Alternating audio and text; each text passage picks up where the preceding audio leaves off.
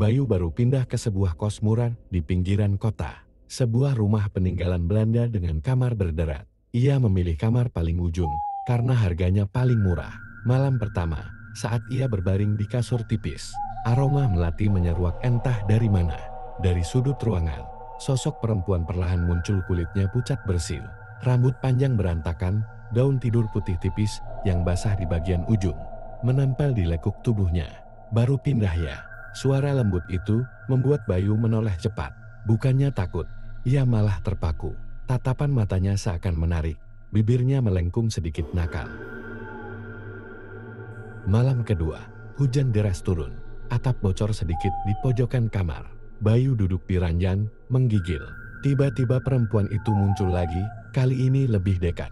Gaun tidurnya tipis, tembus cahaya lampu kuning redup. Siluet tubuhnya jelas terlihat. "Kamu kedinginan?" bisiknya sambil meraih tangan Bayu. Jemarinya dingin, tapi lembut, seperti menyentuh air pagi. Ia duduk di sebelah Bayu, bahunya menempel. Bayu merasa jantungnya berdetak cepat, antara ingin menjauh dan ingin tetap dekat. Perempuan itu menatap matanya, lalu perlahan jemarinya bergerak menyusuri lengan Bayu hingga berhenti di dada. Listrik padam, gelap. Perempuan itu meraih selimut tipis di kaki ranjang, lalu menarik Bayu masuk ke dalamnya. Mereka kini hanya terpisah beberapa inci. Bayu bisa merasakan napasnya di leher. "Kalau kau biarkan aku di sini, aku akan buat kau hangat," bisiknya. Tangannya menyentuh pipi Bayu, lalu turun ke bawah, berhenti di lengannya.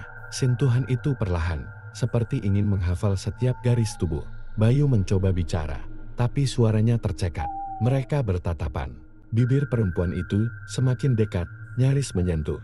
Tangan Bayu refleks menyentuh pinggangnya dingin, tapi anehnya membuat tubuhnya panas. Namun detik berikutnya, aroma melati berubah menjadi bau busuk darah. Bayu membuka mata lebar-lebar. Wajah cantik itu kini mulai membusuk, kulitnya sobek di pipi. Darah menetes dari sudut bibir, dan matanya memerah menyala. Bayu membeku. Perempuan itu tersenyum lebar. "Sekarang kau milikku." Lalu memeluknya erat, semakin erat, hingga Bayu tak bisa bernapas. Tetangga kos menemukan kamar Bayu kosong. Di ranjang hanya ada selimut kusut dan aroma melati samar. Tapi dari cermin tua di pojok kamar, jika diperhatikan baik-baik, terlihat siluet Bayu dan perempuan itu berpelukan di dalam dunia lain selamanya. Tetangga kos yang melihat bayangan di cermin itu, namanya Rani. Awalnya ia mengira matanya salah lihat, tapi saat ia mendekat, siluet itu semakin jelas. Bayu duduk di ranjang, dan perempuan itu pucat, bergaun tipis duduk di pangkuannya. Tangannya melingkar di leher Bayu sambil menatap lurus ke arah Rani. Yang membuat Rani membeku adalah senyum perempuan itu. Senyum manis, sedikit menggoda, tapi mata merahnya menyalas, akan ingin menelan jiwa siapapun yang melihat. "Kau bisa ikut kalau mau." Suara perempuan itu terdengar samar, seolah keluar langsung dari dalam kepala Rani, bukan dari bibirnya. Rani mundur beberapa langkah, tapi tiba-tiba pintu kamar Bayu menutup keras. Lampu lorong kos padam. Ia mendengar desahan napas dari dalam kamar, bercampur suara tawa pelan perempuan. Tak sengaja, Rani kembali menoleh ke cermin. Kali ini, siluet Bayu dan perempuan itu. Tidak hanya duduk mereka berbaring di bawah selimut. Wajah perempuan itu menempel di leher Bayu, tangannya bergerak perlahan di dada Bayu. Sementara tatapannya tetap mengunci mata Rani di luar cermin. Aroma melati mendadak memenuhi seluruh lorong kos. Begitu pekat hingga membuat Rani mual. Tiba-tiba, dari dalam cermin, tangan perempuan itu meraih keluar. Ujung jarinya hampir menyentuh permukaan kaca, seakan mengundang Rani masuk. "Di sini hangat, dan kita tak akan pernah sendiri," bisiknya lagi, lebih jelas, lebih dekat. Rani merasa tubuhnya mulai berat, kakinya melangkah tanpa ia sadari. Semakin dekat ke cermin, wajah Bayu di dalam sana tampak pasrah, dan anehnya, tersenyum. Rani menatap tak berkedip ke arah cermin. Di dalam sana, Bayu duduk di ranjang dengan selimut menutupi setengah tubuhnya. Perempuan itu merangkak pelan ke arahnya. Gaun tipisnya jatuh longgar dari bahu, memperlihatkan kulit pucatnya yang halus. Ia duduk di pangkuan Bayu, menatapnya dari jarak yang begitu dekat hingga napas mereka bercampur. Jemarinya menyapu perlahan pipi Bayu. lalu menelusuri lehernya dengan sentuhan dingin yang membuat Bayu merinding sekaligus gelisah. "Kau milikku sekarang," bisiknya. Bibirnya nyaris menyentuh bibir Bayu. Bayu memejamkan mata dan mereka saling mendekat. Bibirnya menyentuh lembut bibir perempuan itu dingin. Tapi anehnya membuat tubuh Bayu terasa panas. Tangan perempuan itu melingkar di tengkuknya, menariknya lebih dekat. Tubuh mereka saling menempel, dan Bayu merasakan jari-jari halus itu bergerak perlahan di punggungnya, menyusuri garis tubuhnya. Di luar cermin, Rani mulai gemetar. Adegan itu terlalu nyata, terlalu hidup, seolah ia hanya tinggal satu langkah untuk ikut merasakan pelukan dingin itu. Aroma melati memenuhi udara, semakin pekat, semakin menjerat. Perempuan itu melirik ke arah Rani di luar cermin sambil tetap memeluk Bayu erat. Senyumnya setengah genit, setengah mengancam. "Lebih besar dari kami punya ruang untuk satu orang lagi." Rani tak sadar kakinya sudah menapak mendekati cermin. Gambar di dalam kaca terasa lebih nyata daripada ruangan tempatnya berdiri. Bayu kini berbaring di ranjang. Tubuhnya setengah tertutup selimut tipis. Perempuan itu ada di atasnya, menunduk. Rambut hitamnya jatuh membentuk tirai di sekitar wajah mereka. Bibir mereka menyatu lagi, kali ini lebih lama. Suara napas Bayu semakin berat. Jemari perempuan itu menelusuri lehernya, turun perlahan ke dadanya, lalu berhenti di sana, mengusap dengan gerakan melingkar lembut. Gaun tidurnya bergeser sedikit, memperlihatkan pundak pucatnya yang berkilau di bawah cahaya lampu redup. Bayu membuka mata sesaat, menatap wajah perempuan itu dari jarak yang hanya sejengkal. Pandangan mereka terkunci mata merah itu, membara seperti bara api di balik kabut dingin. "Kau merasakannya kan?" bisiknya. Rani di luar cermin mulai terhanyut. Ia merasa kulitnya ikut merinding, seolah sentuhan itu juga menyapu tubuhnya.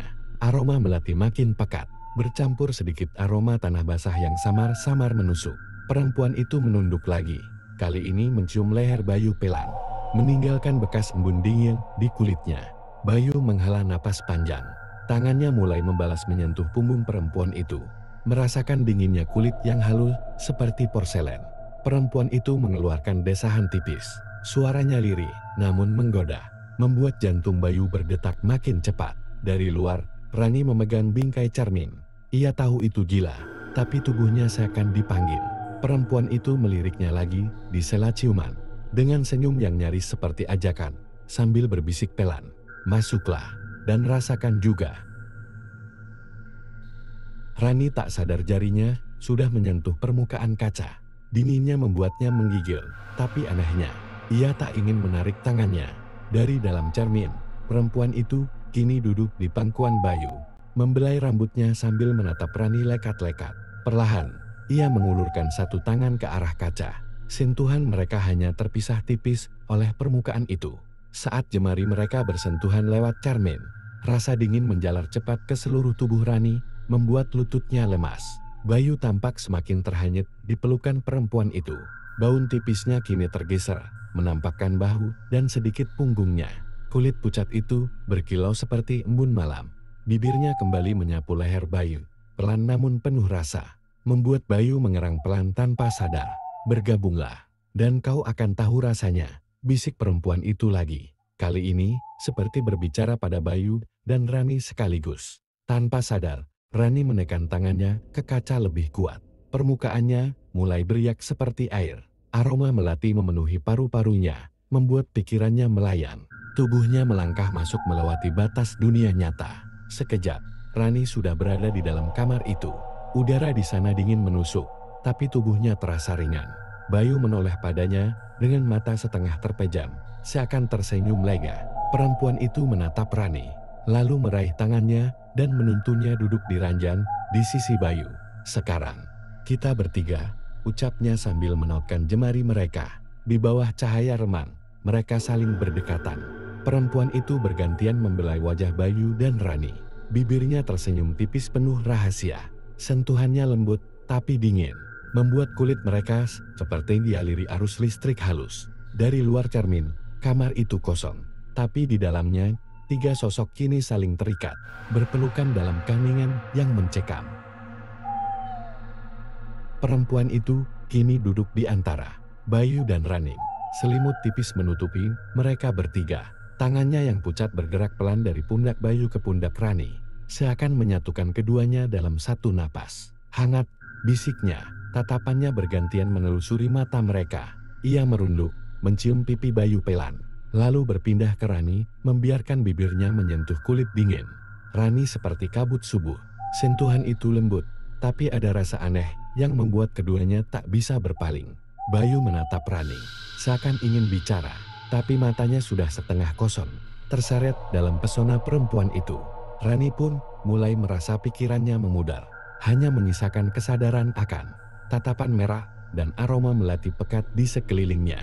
Sekarang kalian milikku, dan kita akan bersama selamanya, ucap perempuan itu dengan senyum tipis, diiringi bisikan yang terdengar dari segala arah. Tiba-tiba, lilin-lilin kecil di meja menyala sendiri, menerangi ruangan dengan cahaya kuning temaram. Bayangan mereka bertiga memanjang di dinding, tapi bayangan itu tidak bergerak sama seperti mereka. Bayangan itu justru tersenyum lebar dengan mata hitam kosong. Perempuan itu memeluk Bayu dan Rani bersamaan. Tubuhnya terasa semakin dingin. Udara kamar membeku. Napas mereka bertiga membentuk kuap tipis. Dari sudut mata Rani, ia melihat cermin itu kini menunjukkan bukan kamar kos, melainkan lorong panjang gelap tanpa ujung.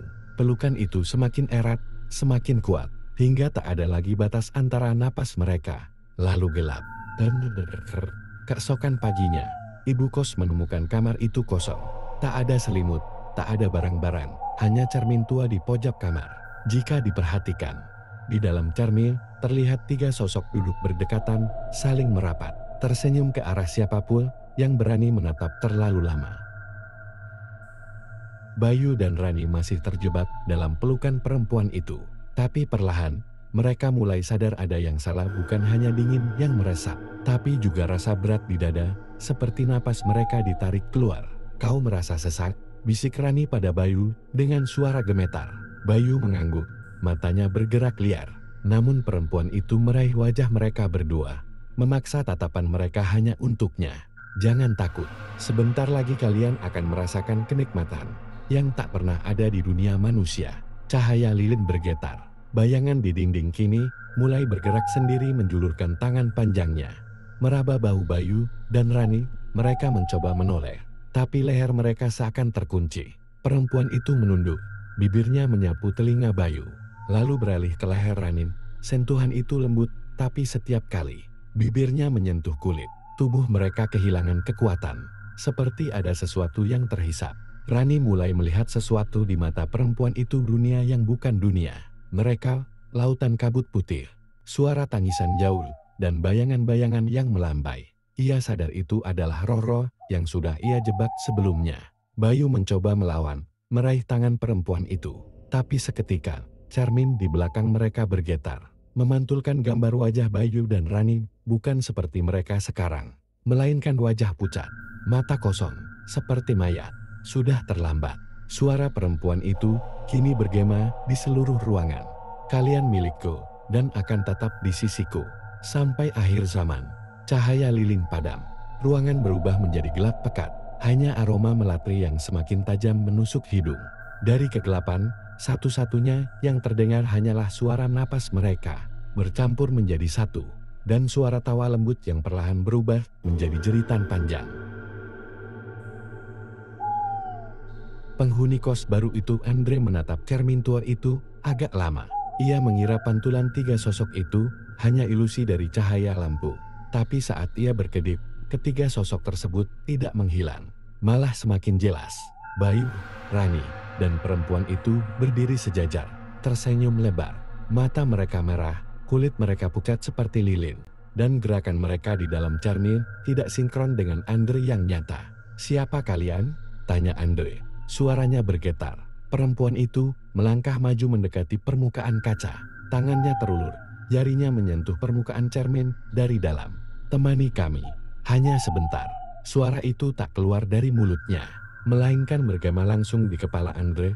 Ia mundur, tapi telapak kakinya seakan menempel di lantai. Bayu dan Rani di dalam cermin menatap Andre penuh rasa lapar. Mata mereka menyipit, dan senyum mereka semakin merekah. Dari bibir Rani keluar bisikan yang hampir tak terdengar. Jangan khawatir, rasanya nikmat. Tiba-tiba, permukaan cermin beriak seperti air. Tangan perempuan itu menembus kaca dan mencengkeram pergelangan tangan. Andre, sentuhan itu sedingin es, membuat darahnya terasa membeku. Andre berteriak, tapi suaranya tersedak. Dalam sekejap, tubuhnya terseret masuk ke dalam cermin. Lilin-lilin di dunia sana menyala, menyorot wajahnya yang mulai memucat, sama seperti korban-korban sebelumnya. Kini, di dalam cermin, sudah ada 4 sosok yang tersenyum. Dan keesokan paginya, kamar kos itu terlihat kosong. Hanya ada cermin tua di sudut ruangan, memantulkan bayangan kamar yang sepi. Tapi jika diperhatikan baik-baik, 4 pasang mata menatap dari dalam, menunggu. Dan di permukaan kaca, samar-samar terdengar bisikan. Lebih besar dari kami, masih lapar. Tamat.